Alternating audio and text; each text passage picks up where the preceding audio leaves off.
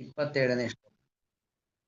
ಪ್ರಶಾಂತಮನಸಂ ಹೇನಂ ಯೋಗಿನಂ ಸುಖಮುತ್ತಮಂ ಉಪೈತಿ ಶಾಂತರಜಸಂ ಬ್ರಹ್ಮಭೂತಮಕಲ್ಮಷಂ. ಪ್ರಶಾಂತಮನಸಂ ಹಿ ಏನಂ ಯೋಗಿನಂ ಸುಖಂ ಉತ್ತಮಂ ಉಪೈತಿ ಉಪೈತಿ ಶಾಂತರಜಸಂ ಬ್ರಹ್ಮಭೂತಂ ಅಕಲ್ಮಷಂ. ಧ್ಯಾನ ಯೋಗವನ್ನ ಮಾಡಬೇಕು ಅಂತ ಈ ಅಧ್ಯಾಯದಲ್ಲಿ ಆತ್ಮ ಸಂಯಮ ಯೋಗ, ಇದು ಈ ಅಧ್ಯಾಯವೇನೆ ಆತ್ಮ ಸಂಯಮ ಯೋಗ, ಮನೋನಿಯಂತ್ರಣ ಹೇಗೆ ಮಾಡಬೇಕು. ಅಥವಾ ಈ ಅಧ್ಯಾಯಕ್ಕೆ ಇನ್ನೊಂದು ಹೆಸರು ಇದೆ ಧ್ಯಾನ ಯೋಗ ಅಂತ. ಧ್ಯಾನವನ್ನ ಯಾವ ತರ ಮಾಡಬೇಕು ಅನ್ನೋದನ್ನ ಕೃಷ್ಣ ತಿಳಿಸಿಕೊಟ್ಟ. ಧ್ಯಾನ ಯಾವ ತರ ಮಾಡಬೇಕು ಅನ್ನೋದೆಲ್ಲ ಗೊತ್ತಾಯ್ತು. ಧ್ಯಾನ ಮಾಡೋದ್ರಿಂದ ಫಲ ಏನು ಅಂತ ಬೇಕಲ್ವಾ. ಯಾಕಂದ್ರೆ ಯಾವುದೇ ಒಂದರ ಫಲ ಗೊತ್ತಾದ್ರೆ ಆ ಕೆಲಸ ಮಾಡಬೇಕೋ ಬೇಡವೋ ಅನ್ನೋದನ್ನು ತೀರ್ಮಾನ ಮಾಡ್ಬೋದು. ಹಾಗಾಗಿ ಧ್ಯಾನದ ಫಲ ಏನು ಅನ್ನೋದನ್ನು ಕೃಷ್ಣ ಹೇಳ್ತಿದ್ದಾನೆ. ಪ್ರಶಾಂತ ಮನಸಂ, ಧ್ಯಾನದ ಫಲ ಏನು? ಮನಸ್ಸು ಪ್ರಶಾಂತವಾಗುತ್ತದೆ. ಮನಸ್ಸು ಯಾವಾಗ ಪ್ರಶಾಂತವಾಗುತ್ತೆ, ಮನಸ್ಸು ಪ್ರಶಾಂತ ಆಗತ್ತೆ ಅಂದ್ರೆ ಏನು? ಮನಸ್ಸಿನಲ್ಲಿ ಅನೇಕ ವ್ಯಗ್ರತೆಗಳು, ಕೋಲಾಹಲಗಳು, ಕಾಮಕ್ರೋಧಗಳು, ಅಸೂಯೆ ಇದ್ಯಾವುದಕ್ಕೂ ಮನಸ್ಸಿನಲ್ಲಿ ಅವಕಾಶ ಇರೋದಿಲ್ಲ. ಅದೇ ಪ್ರಶಾಂತವಾದ ಮನಸ್ಸು. ಮನಸ್ಸು ಪ್ರಶಾಂತವಾಗಿರೋದು ಅಂದ್ರೆ ಅದೇ. ಕಣ್ಣು ಮುಚ್ಕೊಂಡು ಕೂಡಲೇ ನಾವು ಧ್ಯಾನ ಮಾಡ್ತಾ ಇದ್ದೀವಿ ಧ್ಯಾನಿಗಳು ಅಂತಲ್ಲ. ಕಣ್ಣು ಮುಚ್ಕೊಂಡು ಕೂತ್ಕೊಳ್ಳೋದು ಯಾರು ಬೇಕಾದ್ರೂ ಮಾಡ್ಬೋದು. ಸುಮ್ಮನೆ ಕಣ್ಣು ಮುಚ್ಕೊಂಡು 5 ನಿಮಿಷನೋ 10 ನಿಮಿಷನೋ 1 ಗಂಟೆನೋ ಕೂರೋದು ದೊಡ್ಡ ವಿಚಾರ ಅಲ್ಲ. ಅದು ಧ್ಯಾನ ಅಲ್ಲ. ಕಣ್ಣು ಮುಚ್ಕೊಂಡು ಕೂತ್ಕೊಳ್ಳೆ ನಾವು ಮಾಡ್ತಾ ಇರೋದು ಧ್ಯಾನ ಅಂದ್ರೆ ಅದು ದೊಡ್ಡ ತಪ್ಪು. ಆ ನಮ್ಮ ಇಂದ್ರಿಯಗಳನ್ನ ಹತೋಟಿಯಲ್ಲಿ ಇಟ್ಟುಕೊಂಡು ಆ ಮೂಲಕವಾಗಿ ಮನಸ್ಸನ್ನ ನಿಯಂತ್ರಣ ಮಾಡ್ಕೊಂಡಿದ್ದೀವೋ ಇಲ್ವೋ ಅನ್ನೋದು ಗೊತ್ತಾಗೋದು ಹೇಗೆ? ನಮಗೆ ಕ್ರೋಧ ಬರ್ತಾ ಇಲ್ಲ, ನಮಗೆ ಯಾರ ಬಗ್ಗೆಯೂ ಕೂಡ ಅಸೂಯೆ ಇಲ್ಲ, ಮತ್ತೊಬ್ಬರನ್ನ ನೋಡಿ ಹೊಟ್ಟೆ ಕಿಚ್ಚು ಬಡ್ತಾ ಇಲ್ಲ. ಇದೆಲ್ಲ ಭಾವ ಈ ಒಂದು ಹಂತದಲ್ಲಿ ನಾವಿದ್ದೇವೆ. ಯಾರೋ ಎಷ್ಟೇ ಸಂಪಾದನೆ ಮಾಡುದು ಅದರಿಂದ ನನಗೆ ಯಾವುದೇ ರೀತಿಯಾಗಿರ್ತಕ್ಕಂಥ ಅಸೂಯೆ ಇಲ್ಲ. ಮತ್ತೊಬ್ಬರು ಏನೋ ಒಂದು ಅಭಿವೃದ್ಧಿ ಆದ ಅಂತೇಳಿ ನನಗೆ ಕಣ್ಣು ನಂಜಾಗೋದಿಲ್ಲ. ಈ ತರ ಒಬ್ಬರ ಕಷ್ಟಕ್ಕೆ ಹೃದಯ ಮಿಡಿಬೇಕು, ಮತ್ತೊಬ್ಬರ ಅಭಿವೃದ್ಧಿಗೆ ಖುಷಿ ಪಡಬೇಕು. ಹೊರತು ಮತ್ತೊಬ್ಬರ ಅಭಿವೃದ್ಧಿಗೆ ಅಸೂಯೆ ಪಡ್ತಾ ಇದ್ದೇವೆ ಅಂದ್ರೆ ಅದು ಅತ್ಯಂತ ತುಚ್ಛವಾದಂತ ಮನಸ್ಸು. ಹಾಗಾಗಿ ಅದು ಯಾವುದು ಆ ತರ ಕೆಟ್ಟ ಭಾವನೆಗಳು, ಕೆಟ್ಟ ಕಾಮನೆಗಳು, ಅದರ ಮೂಲಕವಾಗಿ ಬರತಕ್ಕಂತಹ ಕೋಪ, ಕ್ರೋಧ, ಆ ಕ್ರೋಧದ ಅನರ್ಥ ಇದೆಯಲ್ಲ, ಅದು ಒಮ್ಮೆ ಕೋಪದಿಂದ ಮಾಡ್ತಕ್ಕಂಥ ತಪ್ಪು ಇಡೀ ಜೀವನ ಪೂರ್ತಿ ಮರಲಿಕ್ಕಾಗೋದಿಲ್ಲ. ಅಂತಹ ತಪ್ಪು ಸಂಭವಿಸಿರುತ್ತೆ. ಕೆಲವೊಮ್ಮೆ ಅಂತೂ ಕ್ರೋಧದಿಂದ ನಡೀತಕ್ಕಂಥ ತಪ್ಪು ನಡೆದಿರುತ್ತೆ. ಒಂದು ಸಾತ್ವಿಕ ವ್ಯಕ್ತಿತ್ವ ಇದ್ರೆ ಆ ಕೋಪದಿಂದ ನಡೆದಂತಹ ಒಂದು ಕೆಲಸಗಳು ಏನೋ ನಡೆದ್ಬಿಡುತ್ತೋ, ಕಡೆ ಪಕ್ಷ ಅದರ ಬಗ್ಗೆ ಒಂದು ಪಶ್ಚಾತ್ತಾಪ ಭಾವನೆ ಇರುತ್ತೆ. ಯಾರಲ್ಲಿ ಒಂದು ಸ್ವಲ್ಪ ಸಾತ್ವಿಕತೆ ಅಂತ ಇರುತ್ತೋ ಅವರಲ್ಲಿ ಆ ಕ್ರೋಧದಿಂದ ಏನೋ ಒಂದು ಆಡಬಾರದ ಮಾತಾಡ್ಬಿಟ್ಟೆ ಅಥವಾ ಮಾಡಬಾರದ ಕೆಲಸವನ್ನ ಮಾಡಿಬಿಟ್ಟೆ, ಈಗ ಆಗಬಾರದಿತ್ತು ಒಂದೊಂದು ಪಶ್ಚಾತ್ತಾಪದ ಭಾವನೆ ವ್ಯಕ್ತಿಗಳಲ್ಲಿ ಇರುತ್ತೆ. ಆ ಭಾವನೆಯೂ ಇರೋದಿಲ್ಲ ಕೆಲವರಲ್ಲಿ. ಅದು ಅತ್ಯಂತ ರಾಜಸರು, ಅತ್ಯಂತ ತಾಮಸರು. ಅವರಿಗೆ ಮನಸ್ಸೆಂದಿಗೂ ಕೂಡ ಪ್ರಶಾಂತವಾಗೋದೇ ಇಲ್ಲ. ಅವರು ಅವರ ಜೀವನದಲ್ಲಿ ಸುಖ ಶಾಂತಿ ನೆಮ್ಮದಿಯಿಂದ ಇರಲಿಕ್ಕೆ ಸಾಧ್ಯವೇ ಇಲ್ಲ. ಆದರೆ ಯಾರಲ್ಲಿ ಸತ್ವಗುಣ ಅಧಿಕವಾಗಿರುತ್ತೋ ಅವರು ಆಕಸ್ಮಿಕವಾಗಿ ತಪ್ಪುಗಳನ್ನ ಮಾಡಿದರೂ ಕೂಡ ತಪ್ಪಾಯ್ತಲ್ಲ ಎಂತಕ್ಕಂಥ ಭಾವನೆ ಅವರಿಗೆ ಇರುತ್ತೆ. ಆ ಭಾವನೆಗೆ ಏನು ಪ್ರಾಯಶ್ಚಿತ್ತಗಳಾಗಬೇಕು ಆ ಪ್ರಾಯಶ್ಚಿತ್ತಗಳನ್ನು ಮಾಡ್ಕೊಳ್ತಾರೆ. ಮತ್ತೆಂದೂ ಅಂತಹ ತಪ್ಪನ್ನು ಮಾಡೋದಿಲ್ಲ. ಅಂದ್ರೆ ಅದೇ ತಪ್ಪು ಮಾಡೋದಿಲ್ಲ, ಹೊಸ ತಪ್ಪು ಮಾಡ್ತೀನಿ ಅಂತಲ್ಲ, ತಪ್ಪೇ ಮಾಡೋದಿಲ್ಲ ಅಂತ ಅರ್ಥ. ಯಾಕಂದ್ರೆ ಈ ತಪ್ಪಾಗೋದಿದೆ, ಈ ತಪ್ಪು ಮಾಡೋದಿಲ್ಲ, ಇನ್ನೊಂದು ತಪ್ಪು ಮಾಡ್ತೀನಿ, ಹಾಗಾದ್ರೆ ನಾವು ಸಾತ್ವಿಕರು ಅಂತ ಅನ್ಕೊಂಬಾರದು. ತಪ್ಪೇ. ಯಾಕಂದ್ರೆ ಆಕಸ್ಮಿಕವಾಗಿ ತಪ್ಪಿ ಏನೋ ತಪ್ಪಾಗೋಯ್ತು, ಇನ್ಮೇಲೆ ತಪ್ಪಿಯೂ ಯಾವುದೇ ತರ ತಪ್ಪಾಗಬಾರದು ಅನ್ನೋ ಎಚ್ಚರಿಕೆ ಸದಾಕಾಲ ಅವರಲ್ಲಿ ಇರುತ್ತೆ. ಹಾಗಾಗಿ ಇದು ಧ್ಯಾನದ ಫಲ. ಧ್ಯಾನದ ಫಲ ಏನು ಅಂದ್ರೆ ಮನಸ್ಸು ಪ್ರಶಾಂತವಾಗುತ್ತೆ. ನೋಡಿ, ಮನಸ್ಸು ಪ್ರಶಾಂತವಾಗಿತ್ತು ಅಂತ ಆದ್ರೆ ಎಷ್ಟೋ ಅನರ್ಥಗಳು ಅದರಿಂದ ಕಡಿಮೆ ಆಗ್ಬಿಡತ್ತೆ. ಅಲ್ಲಿ ಒಂದು ಒಂದು ಹಿಂದೆ ಒಂದು ಕಥೆ ಓದಿದ್ದು. ಒಬ್ಬ ಗಂಗಾ ತೀರದಲ್ಲಿ ಕೂತು ಅನುಷ್ಠಾನ ಮಾಡಬೇಕು ಅಂತ ಹರಿದ್ವಾರಕ್ಕೆ ಹೋದಂತೆ. ಅಲ್ಲಿ ಹೋಗೋದು, ಗಂಗೆಯಲ್ಲಿ ಸ್ನಾನ ಮಾಡೋದು, ತೀರದಲ್ಲಿ ಬಂದು ಕೂತು ಜಪ ಪೂಜೆ ಅನುಷ್ಠಾನ ಎಲ್ಲ ಮಾಡೋದು, ಈ ತರ ನಿತ್ಯ ಮಾಡ್ತಾ ಇದ್ದ. ಯಾರೋ ಒಬ್ಬ ಅವನಿಗೆ ಉದ್ದೇಶಪೂರ್ವಕವಾಗಿ ಅವನಿಗೆ ತೊಂದರೆ ಕೊಡಬೇಕು ಅಂತಾನೆ ಅವನು ಸ್ನಾನ ಮಾಡಿ ಬಂದು ಪೂಜೆಗೆ ಕೂರುವಾಗ ಅವನನ್ನ ಮುಟ್ಟೋದು, ಅವನಿಗೇನೋ ಬೇಡದೇ ಇದ್ದಂತ ಪದಾರ್ಥಗಳನ್ನು ಅವನ ಮೇಲೆ ಹಾಕೋದು, ಅಂತೂ ಅವನ ದೇಹವನ್ನ ಮಾಲಿನ್ಯ ಮಾಡ್ತಾ ಇದ್ದ. ಈ ತರ ಒಂದಲ್ಲ ಎರಡಲ್ಲ ಹತ್ತಲ್ಲ ಅನೇಕ ಬಾರಿ ಮಾಡದ. ಆದ್ರೆ ಆ ವ್ಯಕ್ತಿ ಮಾತ್ರ ಎಷ್ಟು ಬಾರಿ ಇವನು ಬಂದು ಮುಟ್ಟೋದು ಅಥವಾ ಬೇರೆ ಏನು ಮಾಲಿನ್ಯವನ್ನು ಇವನ ಮೇಲೆ ಹಾಕೋದೆ ಮಾಡಿದ್ರು ಕೂಡ ಮತ್ತೆ ಮತ್ತೆ ಹೋಗಿ ಸ್ನಾನ ಮಾಡಿ ಬಂದು ಕೂರ್ತಾ ಇದ್ದ. ಅವನಿಗಾಗ ಯಾರು ಬೇಕು ಅಂತ ಬಂದು ಇವನನ್ನ ಮುಟ್ಟಿ ಇವನನ್ನ ಮೈಲಿಗೆ ಮಾಡ್ತಾ ಇದ್ದ.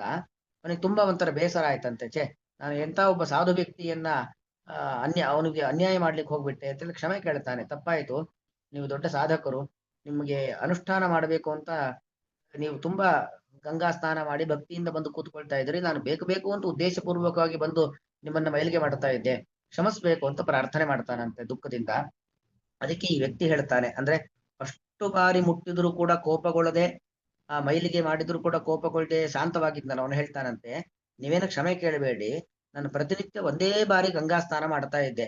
ಆದ್ರೆ ಇವತ್ತು ನೀವು ನನ್ನನ್ನು ಇಷ್ಟು ಬಾರಿ ಮುಟ್ಟಿದ್ರಿಂದ ನಾನಿವತ್ತು ಸುಮಾರು 99 ಬಾರಿ ಗಂಗಾ ಸ್ನಾನ ಮಾಡಿದೆ ಅಂತ ಅವನು ಹೇಳ್ತಾನಂತೆ. ಅಂದ್ರೆ ನೋಡಿ, ಆ ಎಲ್ಲವನ್ನೂ ಕೂಡ ಏನು ಎದುರಾಗತ್ತೋ ಆ ಎದುರಾಗದನ್ನು ಒಪ್ಪಿಕೊಂಡು ಅಷ್ಟು ಶಾಂತತೆಯನ್ನ ಕಾಪಾಡಿಕೊಂಡು ಆ ವ್ಯಕ್ತಿ. ಹಾಗೆ ಮನಸ್ಸು ಪ್ರಶಾಂತವಾಗೋದು ಅಂತ ಹೇಳಿದ್ರೆ ಆ ತರ ಯಾವುದೇ ರೀತಿಯಲ್ಲೂ ಕೂಡ ವ್ಯಗ್ರತೆಗೆ ಒಳಗಾಗೋದಿಲ್ಲ. ಕಳವಳತೆ ಅದಕ್ಕೆ ಕಳವಳಕ್ಕೆ ಒಳಗಾಗೋದಿಲ್ಲ. ಹಾಗಿರುವಂತ ಮನಸ್ಸು ಪ್ರಶಾಂತವಾದ ಮನಸ್ಸು, ಅವನೇ ಯೋಗಿ. ಅಂತಹ ಯೋಗಿಯನ್ನ ಉತ್ತಮಂ ಸುಖಂ ಉಪೈತಿ. ಯಾರು ಮನಸ್ಸಿನ ಪ್ರಶಾಂತತೆಯನ್ನು ಹೊಂದಿರ್ತಾನೋ ಅವನೇ ನಿಜವಾದ ಸುಖಿ. ಮನಸ್ಸು ಪ್ರಶಾಂತವಾಗಿಲ್ಲ ಅಂತ ಆದ್ರೆ ಅವನು ಸುಖಿಯಾಗಿರ್ಲಿಕ್ಕೆ ಸಾಧ್ಯವಿಲ್ಲ. ಎಷ್ಟು ದುಡ್ಡು ಇರಬಹುದು ಅಥವಾ ಎಷ್ಟೇ ಏನೇ ಇರಬಹುದು, ಸ್ಥಾನಮಾನ ಏನೇ ಇದ್ರೂ ಕೂಡ ಮನಸ್ಸಿನಲ್ಲಿ ಪ್ರಶಾಂತತೆ ಇಲ್ಲ ಅಂತ ಆದ್ರೆ ಅವನು ಸುಖವಾಗಿರ್ಲಿಕ್ಕೆ ಸಾಧ್ಯವೇ ಇಲ್ಲ.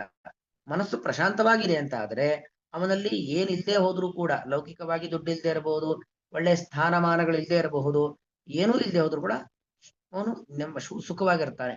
ಹಾಗಾಗಿ ಮನುಷ್ಯನ ಸುಖಕ್ಕೆ ಮೂಲ ಕಾರಣ ಯಾವುದು? ಮನಸ್ಸಿನ ಪ್ರಶಾಂತತೆ. ಅದನ್ನು ಕೃಷ್ಣ ಹೇಳ್ತಿದ್ದಾನೆ. ಪ್ರಶಾಂತವಾದ ಮನಸ್ಸು, ಬರೀ ಶಾಂತವಾದ ಮನಸ್ಸಂದ್ರೆ ನಮ್ಮ ಲೌಕಿಕ ಸುಖಕ್ಕೆ ಕಾರಣ. ಪ್ರಕೃಷ್ಟವಾಗಿ ಶಾಂತ ಮನಸ್ಸು ಪರಿಪೂರ್ಣವಾಗಿ ಶಾಂತವಾಗಿದೆ ಅಂದ್ರೆ ಅರ್ಥ ಏನು? ಉತ್ತಮ ಸುಖಕ್ಕೆ ಕಾರಣ. ಉತ್ತಮ ಸುಖ ಅಂದ್ರೆ ಯಾವುದು? ಎಲ್ಲದಕ್ಕಿಂತಲೂ ಮಿಗಿಲಾದ ಸುಖ. ಮಿಗಿಲಾದ ಸುಖ ಅಂದ್ರೆ ಮೋಕ್ಷ ಸುಖ. ಆ ಸುಖವನ್ನ ಅವನು ಪಡಿತಾನೆ. ಯಾರು ಪಡೆಯೋದು? ಶಾಂತ ರಜಸ್.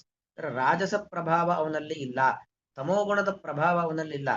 ನಮ್ಮೆಲ್ಲರ ದೇಹ ನಿರ್ಮಾಣವಾದದ್ದು ಸತ್ವಗುಣ, ರಜೋಗುಣ, ತಮೋಗುಣ.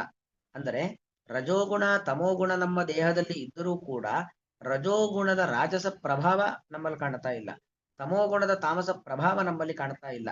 ಹೀಗೆ ಇರ್ತಾನೆ ಅವನು ಉತ್ತಮವಾದ ಸುಖವನ್ನು ಪಡಿತಾನೆ. ಬ್ರಹ್ಮಭೂತಂ ಅಕಲ್ಮಷಂ. ಬ್ರಹ್ಮಭೂತ ಶಬ್ದಕ್ಕರ್ಥ ಬ್ರಹ್ಮಣಿಭೂತ ಬ್ರಹ್ಮಭೂತ ಅಂದ್ರೆ ಬ್ರಹ್ಮ. ಅಂದ್ರೆ ಅರ್ಥ ಏನು?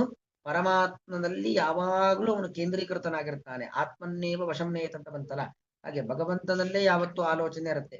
ದೇವರಿಗೆ ಸಂಬಂಧಪಟ್ಟ ವಿಚಾರಗಳೇ ಅವನಲ್ಲಿ ಒಟ್ಟು ಸಾತ್ವಿಕ ವಿಚಾರ, ಒಳ್ಳೆಯ ವಿಚಾರ. ಅಂದ್ರೆ ನಾವು ದೇವರಿಗೆ ಸಂಬಂಧಪಟ್ಟ ಬರೀ ಯಾವಾಗಲೂ ನಾವು ದೇವರ ಕಡೆನೇ, ಅಂದ್ರೆ ದೇವರಿಗೆ ಸಂಬಂಧಪಟ್ಟ ರಾಮ ಕೃಷ್ಣ ವೇದವ್ಯಾಸ ನಾಮಸ್ಮರಣೆ ಇತ್ಯಾದಿಗಳಲ್ಲೇ ಇರಬೇಕು, ನಾವು ನಮ್ಮ ಲೌಕಿಕ ಕೆಲಸ ಕಾರ್ಯಗಳನ್ನು ಮಾಡಲೇಬಾರದು ಅಂತಲ್ಲ.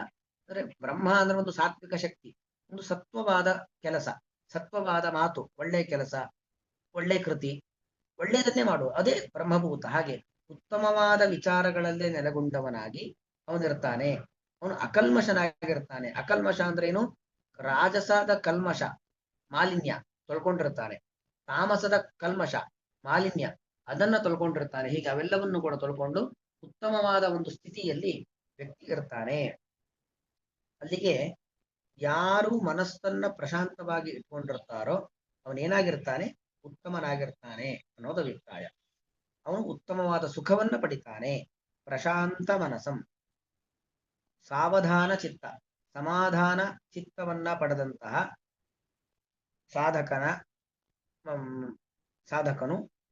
ಸಾಧಕನನ್ನು ಶಾಂತರಜಸಂ, ಅವನೇನಾಗಿದ್ದಾನೆ? ರಜೋಗುಣದ ಪ್ರಭಾವ, ತಮೋಗುಣದ ಪ್ರಭಾವ ಇದೆಲ್ಲವನ್ನು ಕೂಡ ಕಳ್ಕೊಂಡಿದ್ದಾನೆ. ರಜೋಗುಣ ತಮೋಗುಣದ ಪ್ರಭಾವಕ್ಕೆ ಒಳಗಾಗ್ತಾ ಇಲ್ಲ. ಅಕಲ್ಮಶ, ಇಲ್ಲಿ ಎರಡು ಪ್ರತ್ಯೇಕ ಇಟ್ಕೊಳ್ಳೋರು. ಶಾಂತರಜಸಂ ಅಂದ್ರೆ ರಾಜಸದ ಕಾರ್ಯಗಳು, ರಾಜಸದ ಗುಣಗಳು, ಅದ್ಯಾವುದು ಅವನನ್ನ ಹಾಳು ಮಾಡ್ತಾ ಇಲ್ಲ. ಅಕಲ್ಮಶ ಅಂತ ಹೇಳಿದ್ರೆ ತಾಮಸ, ತಮೋಗುಣದ ಪ್ರಭಾವ, ಅದೂ ಕೂಡ ಅವನ್ನೇನು ಮಾಡ್ತಾ ಇಲ್ಲ. ಅಂತಹ ಬ್ರಹ್ಮಭೂತಂ, ಭಗವಂತನಲ್ಲೇ ಮನಸ್ಸನ್ನ ಕೇಂದ್ರೀಕರಿಸಿದಂತ, ಅಥವಾ ಬ್ರಹ್ಮಭೂತ ಅಂದ್ರೆ ಒಂದು ಸಾತ್ವಿಕ ಕೆಲಸ, ಸಾತ್ವಿಕವಾದ ದೈಹಿಕವಾಗಿ ಸಾತ್ವಿಕ ಕೆಲಸ ಮಾಡ್ತಾನೆ, ಮಾತಿನಿಂದ ಸಾತ್ವಿಕ ಮಾತಾಡ್ತಾನೆ, ಮನಸ್ಸಿನಿಂದ ಉತ್ತಮ ವಿಚಾರಗಳನ್ನ ಆಲೋಚನೆ ಮಾಡ್ತಾನೆ, ಅದು ಬ್ರಹ್ಮಭೂತ ಅಂದ್ರೆ ಹಾಗರ್ಥ.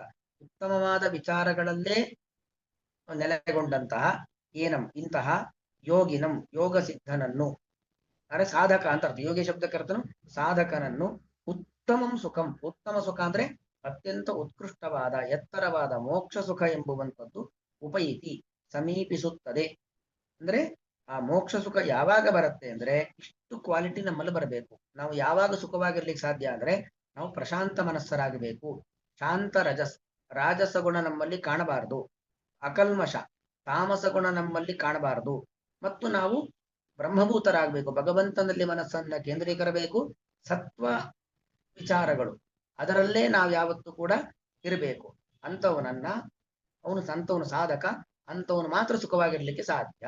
ಅಲ್ಲಿ ನಮ್ಗೆ ಸುಖ ಬೇಕು ಅಂತ ಆದ್ರೆ ನಾವು ಈ ಗುಣಗಳನ್ನ ನಮ್ಮಲ್ಲಿ ಅಳವಡಿಸಿಕೊಳ್ಬೇಕು. ಆಗ ಮಾತ್ರ ಸುಖವನ್ನ, ಅದು ಸುಖ ಅಂದ್ರೆ ಬರೀ ಈ ಸುಖ ಮಾತ್ರ ಅಲ್ಲ, ಮೋಕ್ಷ ಸುಖಬಹುದು.